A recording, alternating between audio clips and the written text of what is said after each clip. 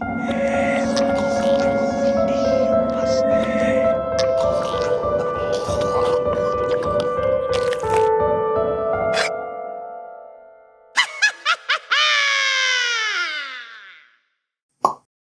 everyone, and happy Halloween. We know you're not seeing this on Halloween, but we're filming on Halloween, so. To get into the Halloween spirit, we're going to be talking about a common game named Bloody Mary.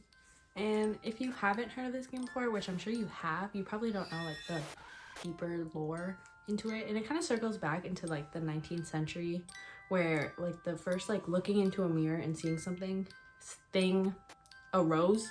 And they would say there's like this legend that if you walked upstairs backwards and you looked into a mirror, you either saw the person you were going to marry or a skull.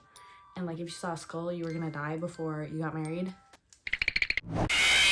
So the actual origins on Bloody Mary are kind of iffy, and they kind of go all over the place on many like different sources. Some say that she's like the Queen of England or something, or she was.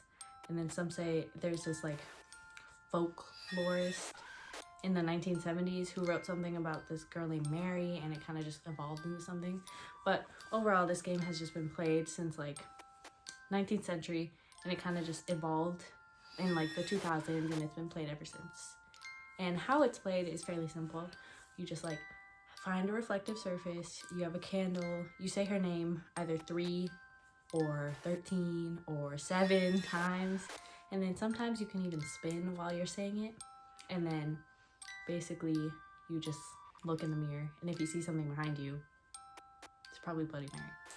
And then you can like say different things to make her like appear more, or like make it a more probable, like you might see her more. And there's also like different ways you can play it. Like you can use a flashlight instead of a candle, and like the mirror, basically you just want to make sure you're not within arm's reach of the mirror, because you don't want her to like grab you, and then you don't want to use the mirror again after you play the game.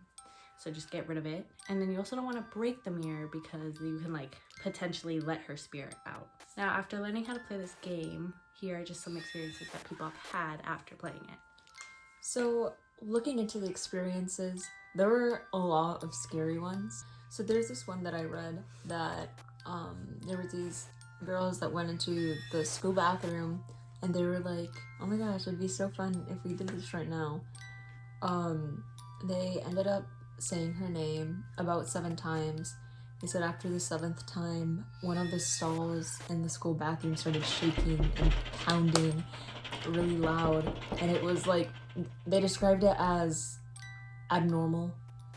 Mm-hmm. And they said that they looked into the crack of the school bathroom, and that they saw this girl looking down with hair in front of her face, wearing a burgundy dress.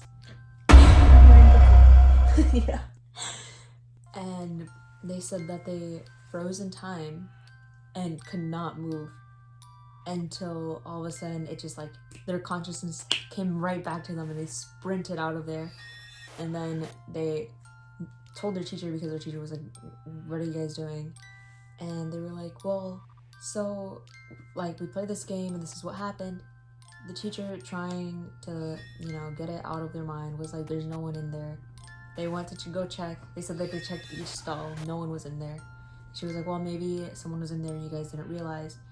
And then they were like, no, we checked beforehand, before playing the game. There's no one in the stall. It was insane. And that to me was like terrifying, because like imagining that, it like myself, I would freak out. And there's this other story that said that this guy was going to play the game alone in his apartment, and starting off saying her name 2 times. Once after it was said 2 times, got nervous, felt butterflies, and was like, maybe not. So they stopped doing the game, and then they were like, you know what, I'm gonna say it one more time. So they went before their shower, went to the bathroom, said it one last time. Nothing happened, and he was like, okay, well, it was just a game. Got into the shower, and then the curtain rod fell, and he freaked out. He said maybe it was just something like coincident. It was just a coincidence. So then he called his mom and was like, hey, please help. And Mo went over, nothing was out of the ordinary. So I feel like it's hard, like people won't believe you if you say things like that. Definitely. So it's tricky, especially if you're like a kid to a teacher or like a kid to a mom. Like it's Definitely. Oh, there's a lot of non-ghost believers. I have friends that are non-ghost believers, and I'm like, guys, yeah, like, so you probably are non-ghost believers.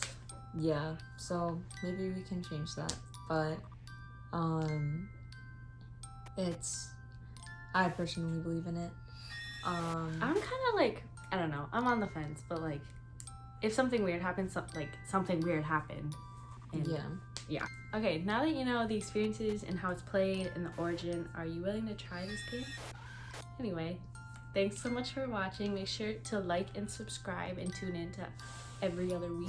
We will post a video debunking or kind of just going over some horror stories.